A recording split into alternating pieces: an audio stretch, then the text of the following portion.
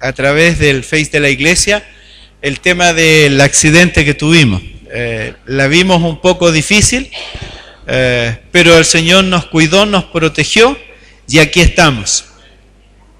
Un minuto de reflexión personalizada. En el boletín que leía delante, que escribió nuestra hermana, dice que nosotros estuvimos por los 80 por acá, y eso es verdad.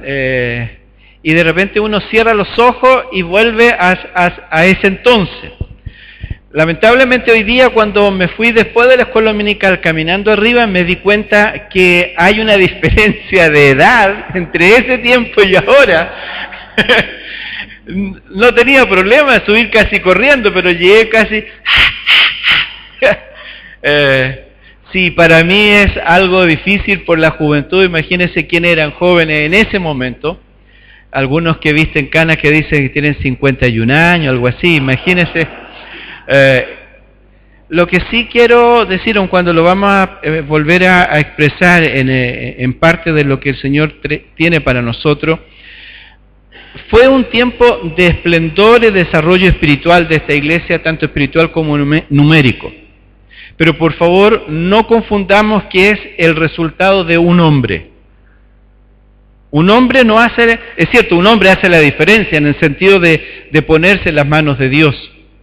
Pero fue el esfuerzo, la constancia, la perseverancia, el entregarse al Señor de muchos. Lo que decía Luis delante, vamos a colaborar. Lo que decía mi hermano, estamos disponibles. Cuando se deja uno llevar por el Señor, suceden cosas. Y si una congregación decide ser obediente a Dios, va a ser aún mucho mejor, porque el Señor responde a la obediencia. Mi vida, desde que estuve acá en los 80, ha cambiado, no solo en lo físico, sino hemos pasado por procesos. No ha sido de éxito en éxito, sino también en situaciones difíciles que hemos vivido, personal, familiar, congregacional. Somos un todo, y eso ha sucedido. Llegué siendo un joven con muchos deseos de hacer cosas, con visión de querer que el Señor haga realidad las cosas. Me encontré con otros idealistas, me encontré con otros que creían al Señor y creían en el Señor, y se lograron cosas por lo que se logró en ese tiempo. Ese joven ya no está, y no me refiero a las aspiraciones, sino que creo que hemos madurado. Y la madurez significa ponerse más duro, pero también la experiencia los va moldeando. Somos objeto de ser moldeados por el Señor. En alguna parte de nuestra vida yo había pensado, a los 65 años voy a jubilar y voy a estar en esta iglesia hasta que llegue ese tiempo feliz y contento. El año 2010, cuando en Chile hubo un terremoto, que todos sabemos y algunos tienen más cerca vivencial, en nuestra vida hubo un terremoto. Por primera vez una iglesia me finiquita antes que yo renuncie.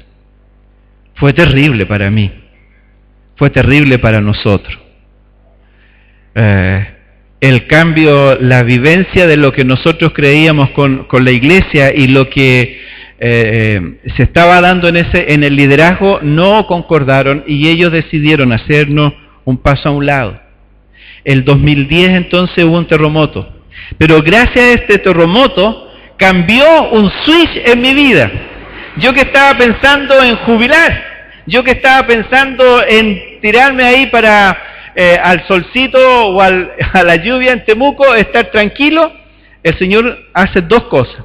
Primero, nace una iglesia con un proyecto especial que se llama Misión Encuentro, de donde vengo ahora como último pastorado que he tenido.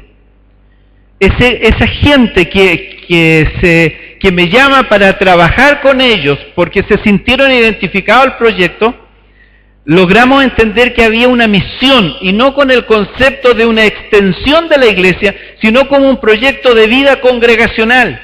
Y ese proyecto era el encuentro, encontrarnos con Dios, así como lo cantábamos recién. Ese encuentro de amigos, ese encuentro de ayudarnos mutuamente, de desarrollarnos mutuamente, ese encuentro para ir donde otro y decirle lo que Cristo ha hecho en nosotros.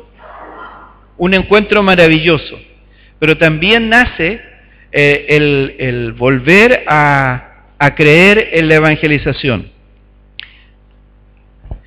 Descubrí, bueno, lo había descubierto hace algún tiempo atrás, descubrí este folleto que tiene un timbre, y no sé si ustedes pueden entender qué timbre tiene puesto. ¿Alguien podría pensar? Dice: Tercera Iglesia Bautista Antofagasta, domingo, escuela dominical, 10 de la mañana, cultos, 20 horas, Puerto Natales, Paiwán. Creo en la evangelización, por eso mismo asumí una responsabilidad a nivel nacional de ser el director nacional de evangelismo explosivo.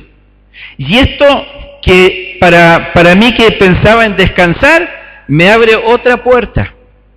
Y cuando ya está uno pensando ya en lo máximo que el Señor nos ha dado, viene este nuevo desafío.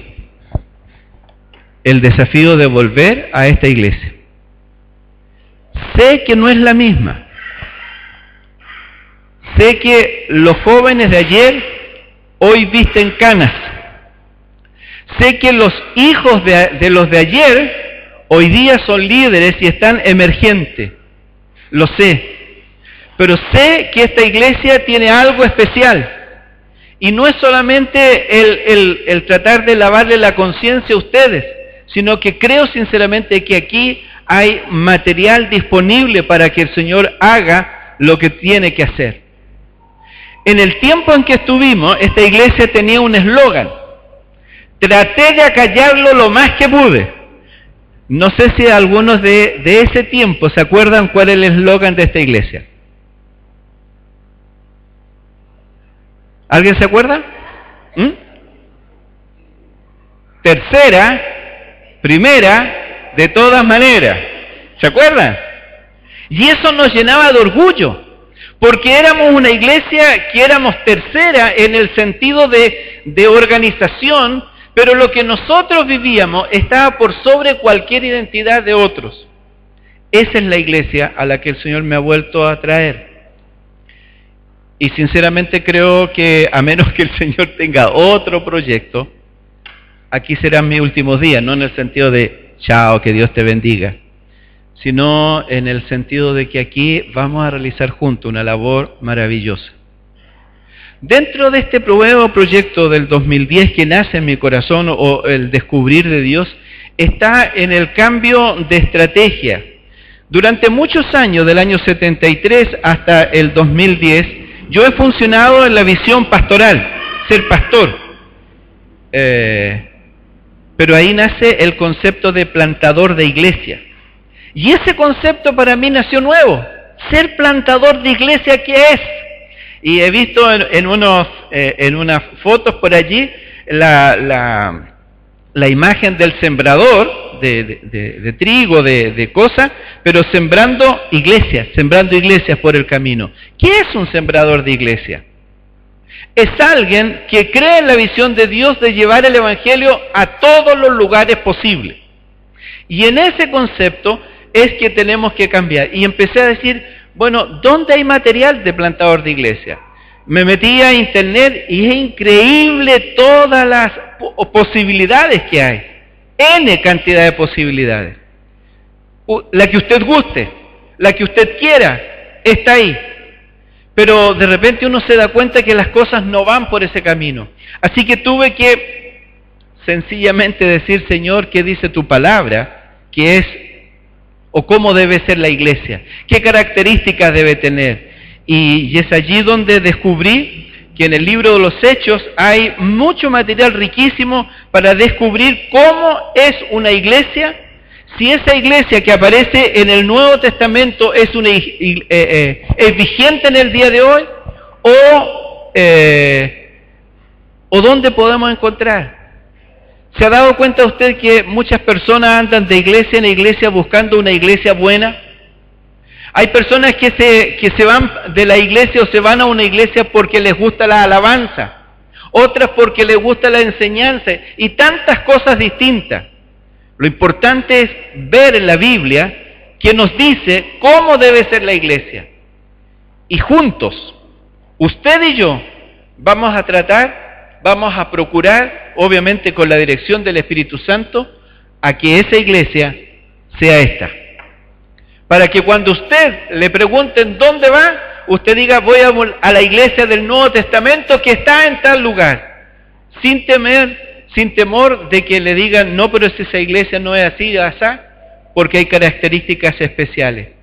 En el libro de los Hechos, el capítulo 2, hoy día en la mañana se estuvo tocando un poco este tema. Voy a leer los versículos 41 en adelante.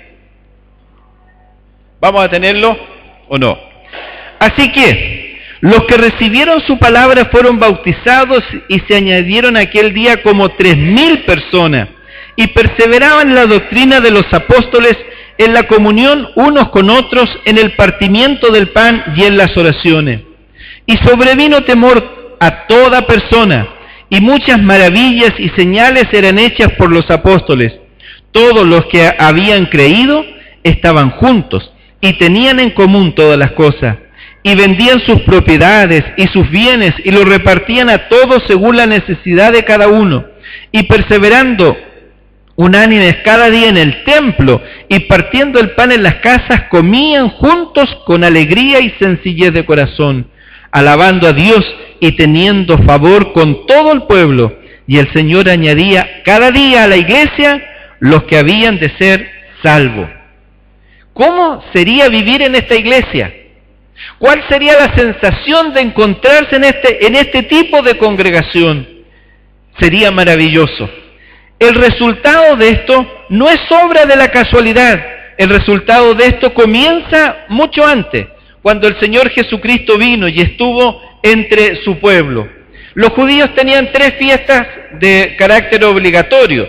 Eran 7 las que ellos tenían como rituales cristianos, o mejor dicho, religiosos de ellos. Una era la que hace poco se celebró, la Pascua. Luego viene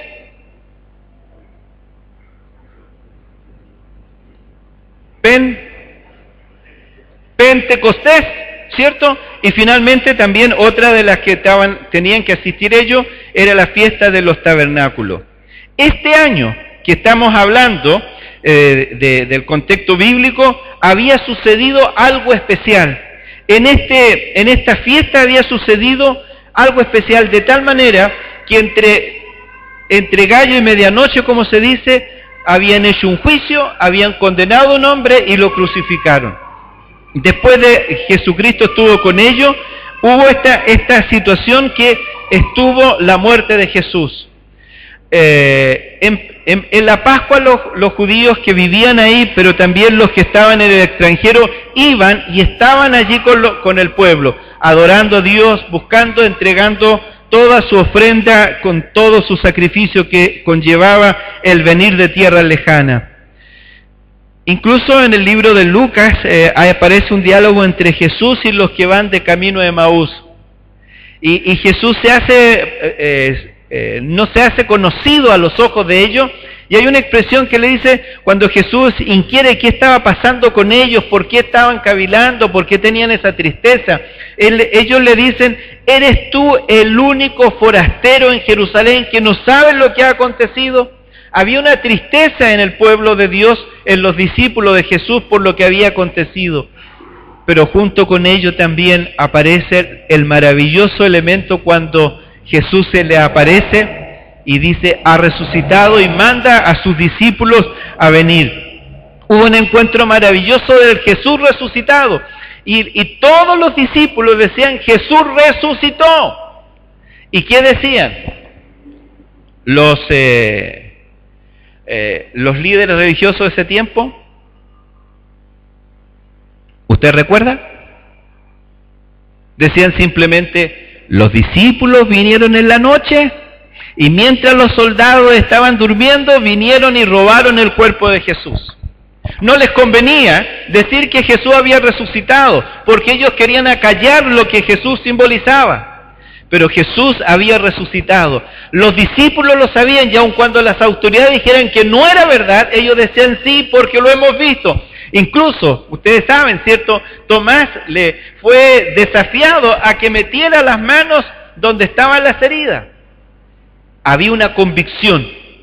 Y en el libro de los Hechos y también en Lucas dice, deténganse, quédense en Jerusalén hasta que venga el poder que ustedes van a ser investidos. Ese poder, no sabían de qué se trataba y simplemente tenían que esperar. De Pascua a Pentecostés. Ese tiempo ellos tuvieron que esperar. Ese tiempo tuvieron que hacer algo. Y uno se pregunta, cuando uno tiene que esperar alguna promesa de Dios, cuando Dios ha dicho, espera, voy a hacer tal cosa, pero espera hasta que, tenemos dos posibilidades de espera. Una espera que es pasiva y una espera que es activa. La espera pasiva es aquel estar quieto y esperar que pase el tiempo y no hacer nada, simplemente esperar que Dios estaba. Pero los discípulos, los 120, hicieron algo. No solo estuvieron en el aposento alto, dice la Escritura, sino que allí estuvieron orando, rogando a Dios. No sabían qué era lo que iba a venir, pero sí sabían que Dios había prometido algo para ellos y esperaban que eso sucediera. Mientras tanto, ellos eligieron al reemplazante de Judas y siguieron esperando, como dice la Escritura, hasta que llegó Pentecostés. Recordamos que son 50 días que había entre una fiesta y otra. Si usted viene caminando un mes, puede esperar un tiempo para poder estar en las dos fiestas. Y mucha gente que venía del extranjero había quedado allí durante este tiempo para poder estar en las dos fiestas. No se evitaban los gastos y todas esas cosas. Algo pasó en este nuevo evento. Estaba todo quieto, estaba todo calmo y de repente, dice la Escritura, hubo un ruido extraño, un movimiento extraño, y si hubiera una explosión afuera, lo más probable que la curiosidad nuestra nos haga ir a ver qué estaba pasando. Y la gente se reunió. Y el Espíritu Santo atrajo de esta manera. Pudo haberlo hecho en silencio el Espíritu Santo, porque era algo solamente para los discípulos. Pero el Espíritu Santo quería dejar marcado desde ese momento lo que iba a suceder con la iglesia. Y en ese momento atrajo a toda esta multitud. Y ustedes recuerdan que todos los que se reunieron, todos los que descubrieron lo que estaba pasando, dice la Escritura, no son estos galileos, no son todos galileos, no son todos personas incultas, no son personas que conocen otros idiomas y les oímos hablar en nuestro propio idioma. Es interesante que usted lea todo lo que dice ahí en el capítulo 2 de todos los pueblos, culturas que estaban allí. Ellos eran creyentes, pero había algo que Dios quería trabajar con todos. Y a través de este llamado, esta convocatoria que hizo, el Espíritu Santo le hizo ver que algo estaba pasando. Algunos se quedaban confusos, ¿qué está pasando? ¿Qué está pasando? Pero otros simplemente se burlaban y decían, lo que pasa con esto es que están curados. Es el efecto del alcohol. Están ebrios, están llenos de mosto. Y aquí aparece nuestro amigo Pedro, ¿cierto? Impulsivo como siempre, se levanta para aclarar lo que estaba pasando. Les dice simplemente, lo que ha sucedido no es producto del alcohol, no es producto de una histeria colectiva, no es producto de que algo anormal está pasando, sino es producto de que la palabra de Dios se cumple, dicha a través del profeta Joel en el capítulo 2. Y luego, sin temor a nada, a esa muchedumbre que algunos días atrás probablemente estuvo diciendo, crucifícale, crucifícale, el apóstol Pedro le dice, ustedes mataron al Hijo de Dios. Ustedes son responsables de la muerte del Hijo de Dios, pero el cumplimiento de esa promesa hoy está aquí. Y la muerte de Jesús es promesa para ustedes y para los que están lejos. Para todos aquellos, Dios ha querido hacerlo. El Espíritu Santo empezó a trabajar de una manera muy especial.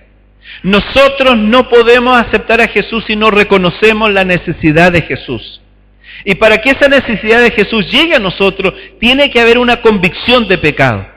Y este pueblo, esta gente que estaba allí, esta multitud que estaba allí escuchando a Pedro, dice que se compungieron de corazón. Algo pasó, tuvieron una sensación de culpa. Simplemente dice, hemos hecho mal. Y le preguntan a los apóstoles, varones, ¿qué haremos? ¿Qué tenemos que hacer para remediar y encomendarnos de nuevo y cambiar lo que estaba en contra de nosotros? Si ustedes recuerdan cuando están allí diciéndole que lo crucifiquen, y Pilato dice, pero él es inocente. Ellos dicen una sentencia que yo no sé si en ese momento la entendieron. Dice, la sangre de Jesús sea con nosotros si él es inocente. No sé si lo entendieron. Pero aquí tenía que acabarse esa maldición contra ellos. Y el Espíritu Santo, como les decía, empezó a cambiar ese concepto. Primero en reconocer que habían hecho mal. Pero al darle el apóstol Pedro la salida, arrepentíos, confiesen, pídanle perdón a Dios, porque Dios está dispuesto a perdonarle, porque ya lo puede hacer a través de lo que Jesucristo hizo en el madero de la cruz. Arrepiéntanse. Ellos se arrepintieron. Primeramente lo que hizo el Espíritu Santo es convicción de pecado, y luego entregar la porción de fe necesaria para aplicar el sacrificio que Jesús había hecho en la cruz, para apropiarse por nosotros, o por mí. Todos nosotros sabemos que Jesucristo murió en la cruz por el pecado de todos, de la humanidad. Pero lo importante no es saber que Él lo hizo, lo importante es asumirlo y decir, Señor, te recibo como mi Señor, como mi Salvador. Eso es lo que cada uno de nosotros tiene que haber hecho y que probablemente ya hizo. Porque no es cuestión de asistir al culto, no es cuestión de ser parte de algo, es cuestión de reconocer lo que Jesucristo hizo allí en el madero de la cruz. Si la muerte de Jesús no hubiera efectuado de la manera que se hizo, ninguno de nosotros tendría acceso al Padre. Ellos, este grupo de personas, lo entendió, reconoció, tuvo convicción de pecado, aceptó por fe en Cristo. ¿Y cuántas personas lo hicieron? Gracias. 3.000. ¿Cuántos eran ellos? 120. 3.000. Le preguntaba a mi hermano José, ¿cuántos somos? Somos los que somos. Dice, ay, no. ¿Qué pasaría? Mi hermano dijo 400. ¿Qué pasaría si por la acción del Espíritu Santo esta noche se convierte en 3.000 personas y mañana en la mañana están aquí? ¿Qué haríamos? Qué tremenda bendición de saber que el Espíritu Santo puede obrar de una manera que va más allá de nuestra conjetura. ¿Cuántas personas estamos acostumbrados que se entreguen al Señor? Hoy día hicimos 4 veces fiesta.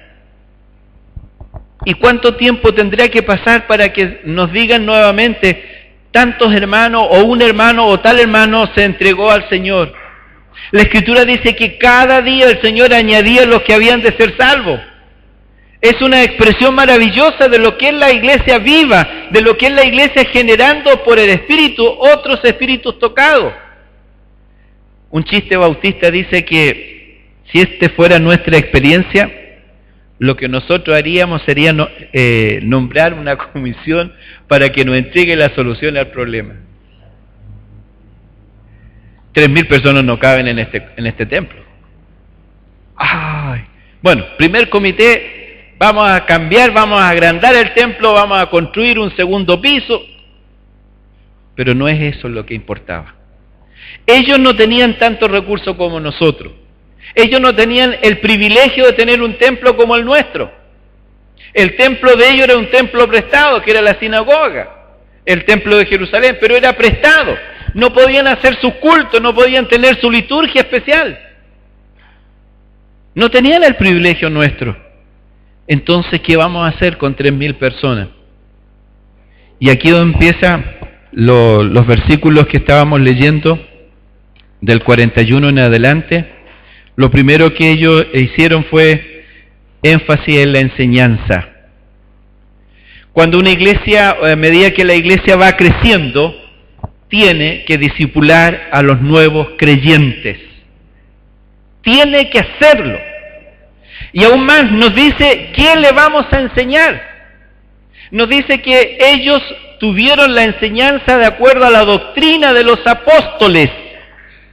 La palabra doctrina algunas veces nosotros lo vemos como algo áspero, pero la palabra doctrina simplemente es instrucción o enseñar los pasos que ya están dados por el Señor.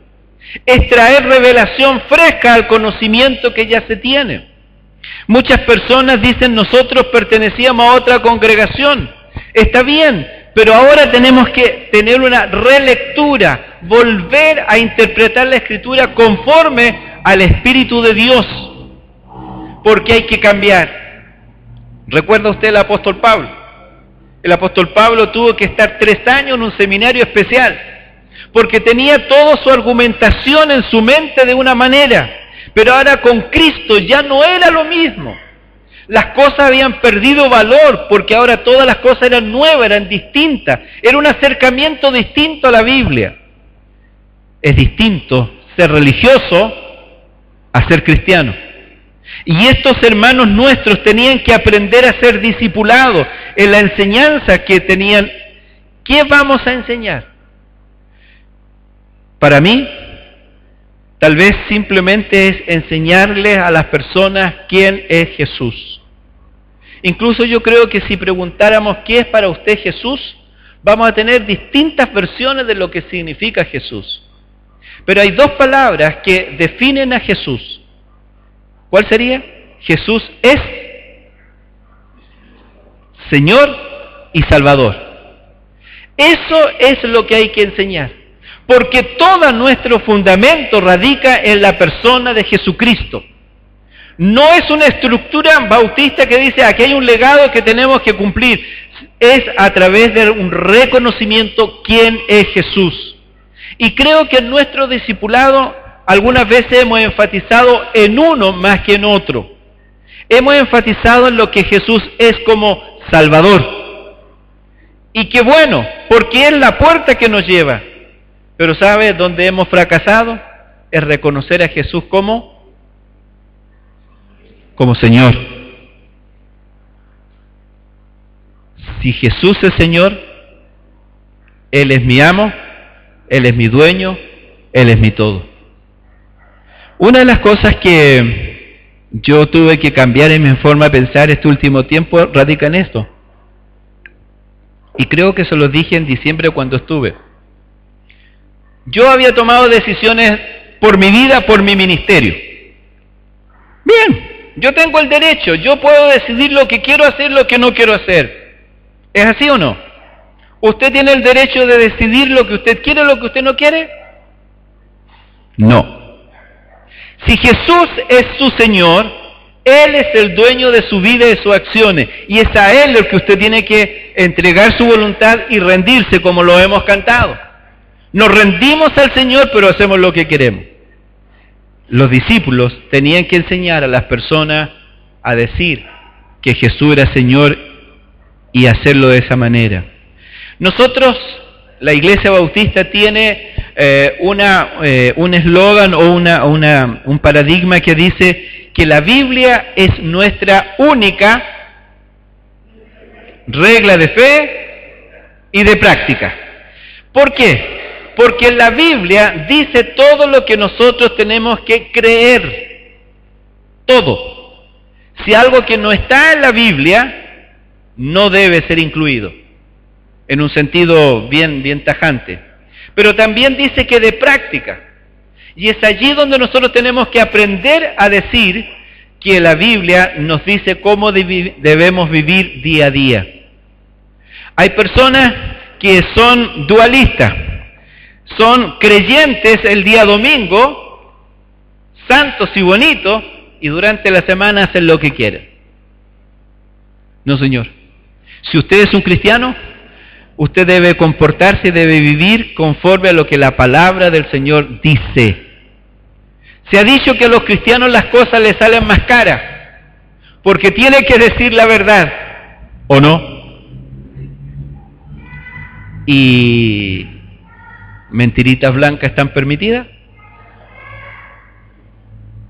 Si le dan vuelto de más, gracias a Dios por la bendición. ¿Sabe? Jesús nos enseñó, pon la otra mejilla. Chiste que cuesta. Pero eso es ser cristiano. Eso es ser hijo de Dios, y eso se aprende. Por naturaleza nosotros somos rebeldes a eso. Nosotros buscamos la venganza, pero el Señor dice, pon la otra mejilla. Si alguien está hablando mal de ti, haz lo mismo, pero bendícelo dando gracias a Dios por él.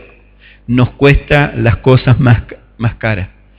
Nosotros como bautistas hemos sido reconocidos muchas veces como personas estudiosas de la palabra, y eso es bueno, pero algunas veces todo llega en el nivel de teoría, en el nivel del conocimiento.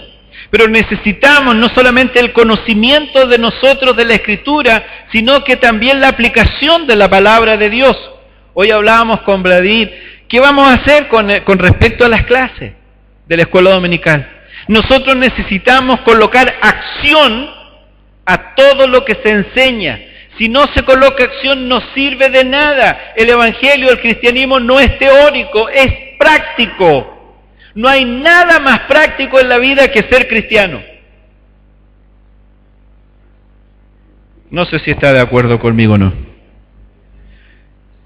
Por eso algunas veces me pregunto por cristianos que no estoy en desacuerdo, esto no estoy diciendo lo contrario, que les gusta ver televisión en el sentido de ver canales cristianos, predicaciones. Uno puede estar en el aire con estos canales y uno puede ver 3 o 4 predicaciones en un día, y uno se siente contento por todo lo que escuchó y todo lo que aprendió. Pero yo me pregunto, ¿lo dirigirá en el sentido de procesarlo y lo vivirá? ¿O será simplemente otro conocimiento y otro conocimiento? Nosotros tenemos que ser teórico y práctico, recibir la palabra de Dios y ver cómo poder llevarla adelante. Es importante la enseñanza. La segunda importancia que ellos dieron fue a la comunión. El mundo nos enseña a ser egoísta, personalista, primero yo, segundo yo, tercero yo. Pero en el cristianismo, en lo que ellos vivieron, dice, ninguno de ellos padecía necesidad alguna, porque había tal compañerismo, había tal dependencia el uno del otro, que se podían dar estas condiciones. Algunas veces nosotros creemos que la ayuda que tenemos que brindar a los hermanos tiene que ser a través de la canasta o a través de alguna ofrenda. Es bueno y es necesario, pero ¿sabe? La comunión va mucho más allá. ¿Cuántos de nosotros muchas veces estamos pasando problemas? ¿Cuántos de nosotros tenemos dificultades? ¿Cuántos de nosotros tenemos conflictos internos, familiares, laborales, de distinta manera? ¿Y con quién compartimos? Con nadie. La comunión va mucho más allá de simplemente tomar un tecito juntos. La comunión va mucho más allá de saludarnos, abrazarnos, estrecharnos y todo lo demás en el culto. La comunión va más allá. Dice que ellos cada día en el templo y en las casas estaban juntos. Esa riqueza es la que nosotros necesitamos. Esa riqueza yo sé que se vive, pero tenemos que vivirla más intensamente, porque les digo, lo lamentable de nosotros es que de repente en nosotros hay personas que se sienten solas o solos.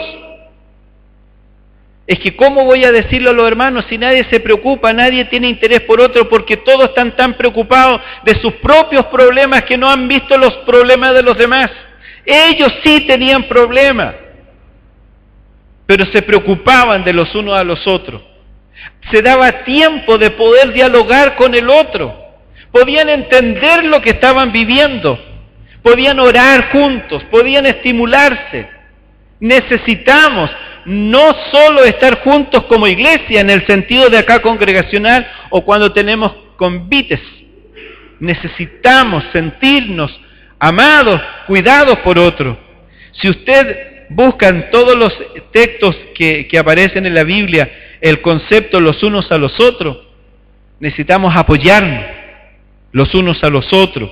Necesitamos estimularnos, animarnos, exhortarnos, orar los unos por los otros.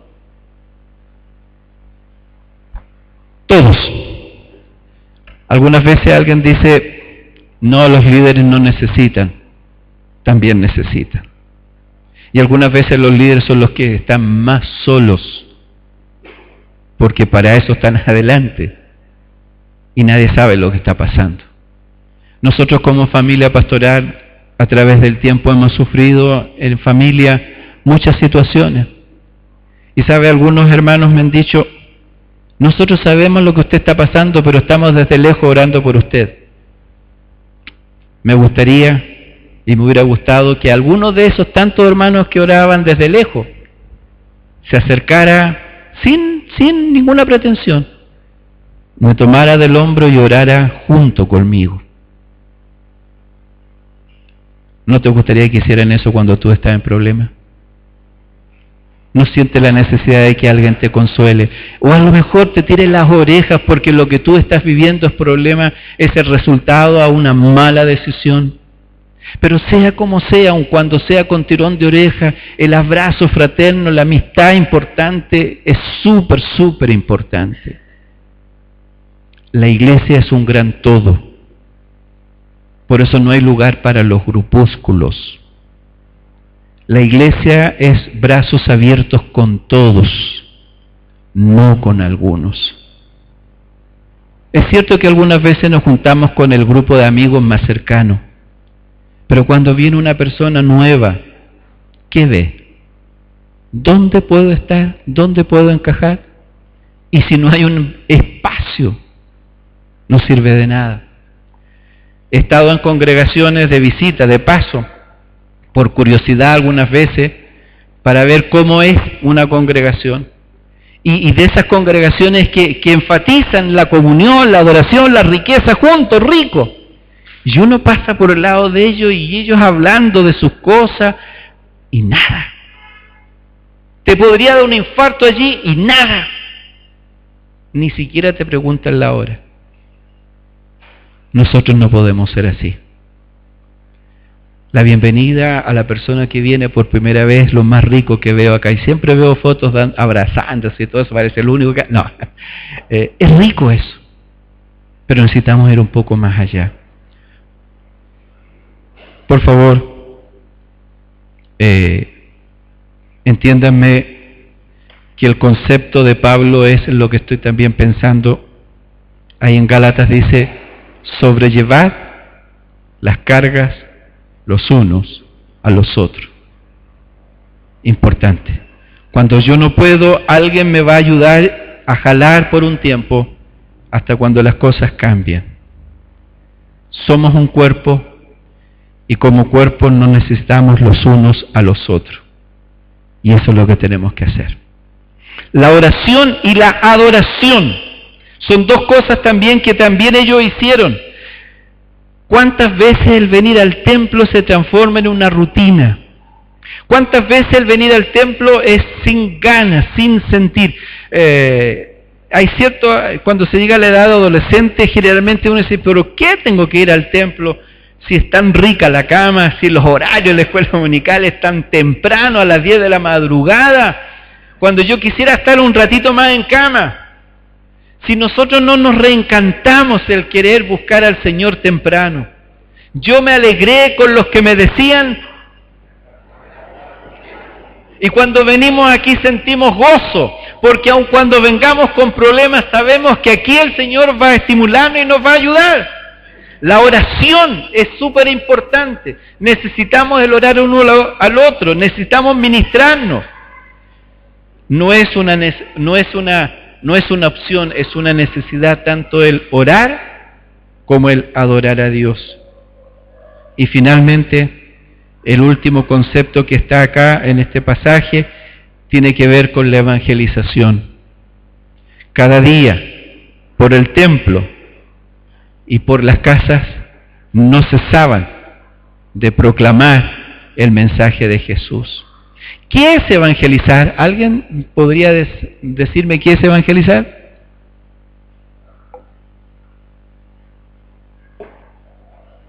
Una figura que alguien dijo por allí, no recuerdo quién, pero quedó grabado en mi mente. Evangelizar es un mendigo, un hambriento que ha encontrado pan y le dice a otro hambriento dónde encontrarlo. No hay ninguna diferencia entre nosotros y los demás. La diferencia es que nosotros encontramos lo que necesitamos y hay personas que no lo han encontrado. El mayor privilegio nuestro es poder llegar a ser instrumento en las manos de Dios. Y ese ser instrumento es poder tocar otras vidas, alcanzar a otras vidas. Y algunas veces, amado hermano, sin palabras nosotros podemos hacerlo. En el lugar donde tú trabajas, donde estudias, donde vives, en el entorno, muchas personas al verte sabrán que eres distinto y buscarán y te comentarán y te pedirán que aquello que tú tienes tú también lo des. Lamentablemente algunas veces no sirve solamente el testimonio, porque después de tantos años algunas veces alguien viene al templo y dice, ¡ah! ¡Tú eres evangélico! Muchas personas necesitan de saber que tú eres un cristiano, que tú eres un hijo de Dios.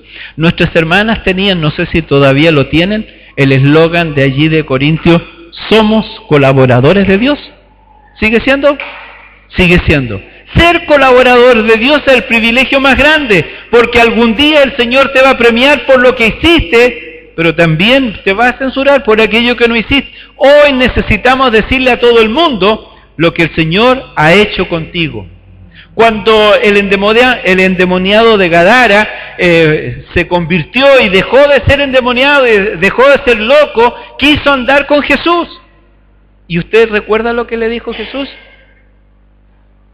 Anda y cuéntale a los tuyos lo que el Señor ha hecho.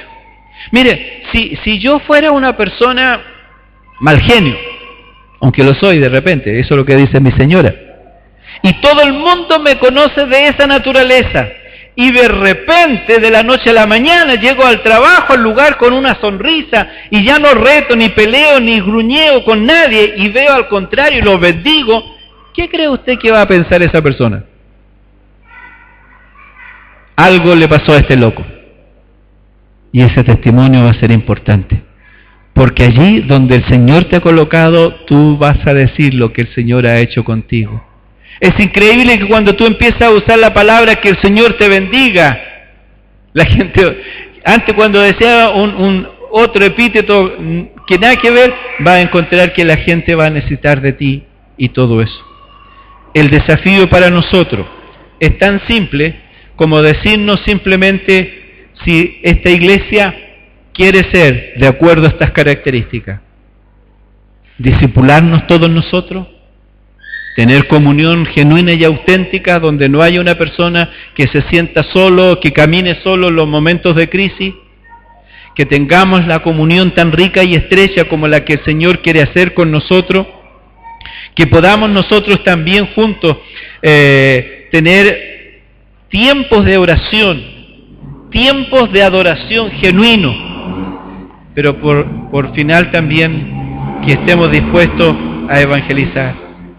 No es la tarea de un liderazgo, es la tarea de todos nosotros.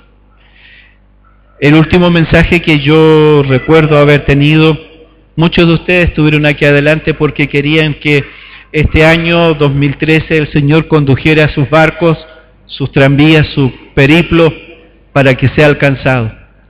Lo que el Señor quiere de esta iglesia, que enseñemos, que tengamos comunión, que tengamos oración auténtica, que adoremos sinceramente y genuinamente a Dios y que también evangelicemos. Somos responsables de esto.